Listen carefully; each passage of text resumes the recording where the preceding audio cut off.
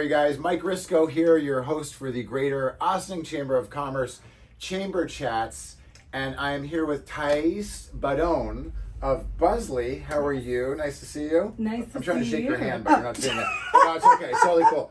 I'm like eye contact.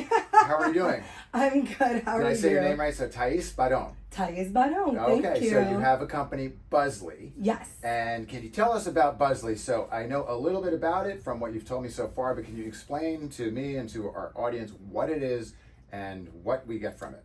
Absolutely. So I, years ago, came across an issue, right, where I wanted to do things and I wanted to go places, and I was constantly around people where we would go on Instagram and we're scrolling, and we're on Google, we're scrolling on Yelp and whatnot, and I figured there has to be an easier way, right? And then when I put this all together with, I want to find an easier way, I kind of also wanted to find a purpose within it, right? Because me just finding things to do all the time is great, but like, what is the bigger idea? And then I kind of also realized at that moment that I really want to help people, and I want to help businesses, and I want to help nonprofits, and I want to give them a platform where yourself, right, as a business owner,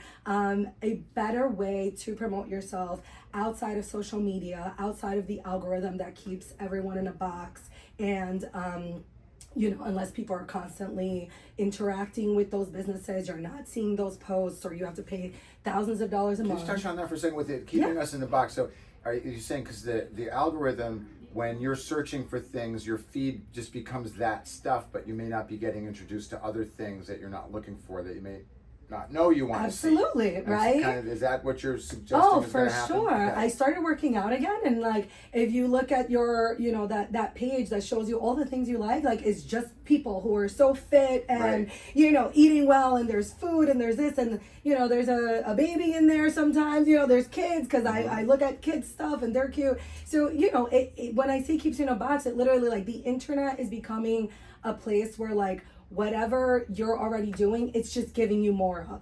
It's never going out of its way to say, like, maybe, we realize you work out, but would you like to try skydiving or doing karaoke one day? Yeah. Right? So that's my idea, for people to go on a platform. We're taking coffee shop flyers, we're putting it on a map, and based on your location, you open it up and you see what's going on around you. Easy breezy. Oh, that's cool. Yeah. So you go on your app. So is the app Buzlee? What is the address? How does somebody get there and find it? Buzlee on the App Store, and it's going live. Buzlee. Say it again. Buzlee. Buzlee. Okay, Buzlee. Yes. So you go, is it in the App Store? Yes, so it's going to be in the App Store. Android is taking a little bit longer, but we will be there hopefully by the end of the month as well. Wow, that's so exciting. So you go in the App Store, yes, and you look for your app, and it looks at your location and tells you things that are going on in the area. Exactly. So it'll be like all the, right, like when you go in your local coffee shop and there's all these flyers of things to do, and I got what you're saying. 4 or 5 of them already happened, and you're like, I would have totally done that, and I would have totally done that, right? Or unless you've interacted with those businesses previously, you're not going to see them on Instagram either. How does it know what to give you? Do you sign up for things, or you're like, well, I like these things in different categories? How does it work? Yeah, so there's a lot of different ways. So when you open it up, you are just going to see what's going on.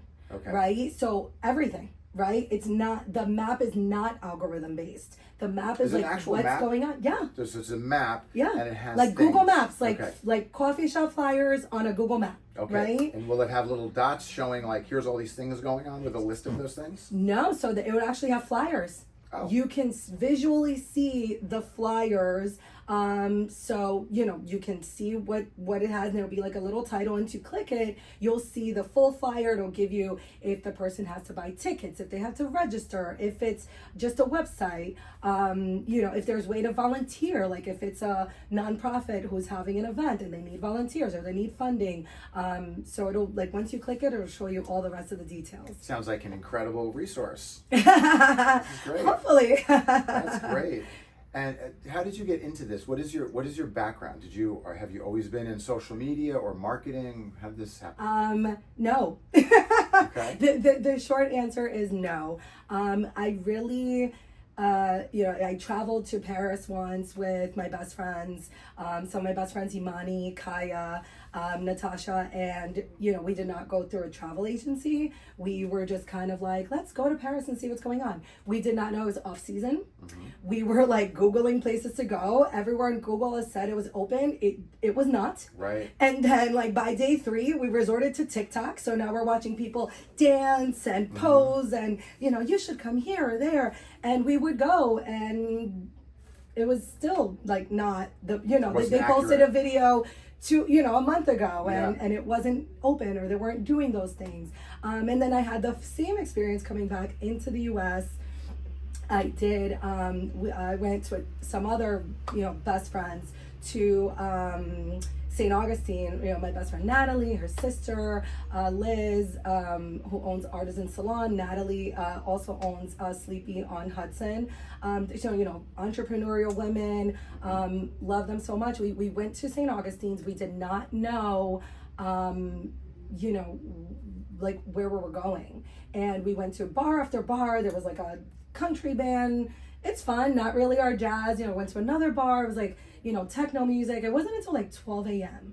that we finally found like a good bar with good DJ and good drinks. And we're like, we could have been here all night, right? They were closing in an hour. Right. So I was like, imagine if we walked into town and there were flyers, right? On a map that we could see, like, this place has this DJ. This is the music he's playing tonight. This band, we would have stayed out of that country bar, it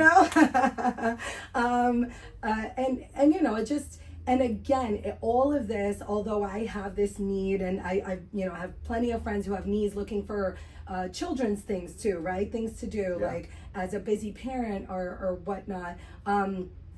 I ultimately, when I wrote out my why am I doing this for myself, that was like the very first thing I do, because I feel like if you lose purpose, you kind of lose why you're doing this, or why you're going through this, or why it's happening. And my purpose was like, if I had a jet and a yacht tomorrow, right, and I had all the money in the world, like, would I be happy? And it's like, those things, gives you reasons to be happy, but like my ultimate goal was like, I want to help people. That's what would make me truly happy. And I feel like by helping small businesses, nonprofits, get their voices out in an easier way, with just people being around, not having to be on social media, not being erased by those algorithms, and